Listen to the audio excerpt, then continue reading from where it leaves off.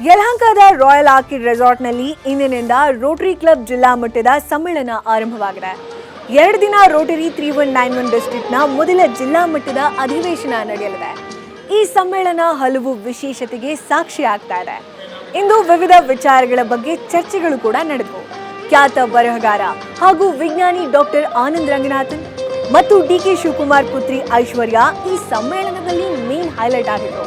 ಈ ಬಗ್ಗೆ news first ಜೊತೆ ಮಾತನಾಡಿದ ರೋಟರಿ ಡಿಸ್ಟ್ರಿಕ್ಟ್ 3191ನ ಗವರ್ನರ್ ಉದಯ್ ಭಾಸ್ಕರ್, ಕ್ಯಾನ್ಸರ್ ಪತ್ತೆಗೆ ಹೊಸ ಟೆಕ್ನಾಲಜಿ ಮೊರೆ ಹೋಗಿದ್ದೀವಿ.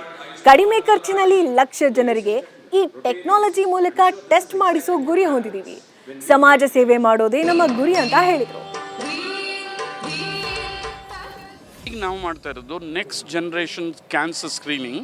ಅದು ಲೆವೆಲ್ 1ನಲ್ಲಿ ಆಗ್ತಾನೆ ಹುಟ್ಟಿರುತ್ತಲ್ಲ ಕ್ಯಾನ್ಸರ್ ಸೆಲ್ಸು, ಆಗಲೇ ಅದು ಕಂಡುಹಿಡಿದು ಅದಕ್ಕೆ ಉಪಾಯ ಹುಡುಕಿ ಅದಕ್ಕೆ ಮೆಡಿಸಿನ್ ಕೊಟ್ಟರೆ, ಟ್ರೀಟ್ಮೆಂಟ್ ಕೊಟ್ಟರೆ successfully you can treat a cancer patient.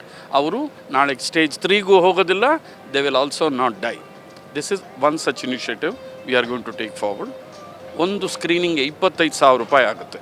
ಆ 25,000 ರೂಪಾಯಿನ ನಾವು ರೋಟ್ರಿ ಕಡೆಯಿಂದ 2,000 ಇಳಿಸಿ ಈ ವರ್ಷ ಮುಂದಿನ ವರ್ಷದಲ್ಲಿ 1 lakh cancer screening in and around Bangalore ಮಾಡಿ, ಆ 1 ಲಕ್ಷಕ್ಕೆ ನಮ್ಗೆ 20 ಕೋಟಿ ರೂಪಾಯಿ ಬೇಕು.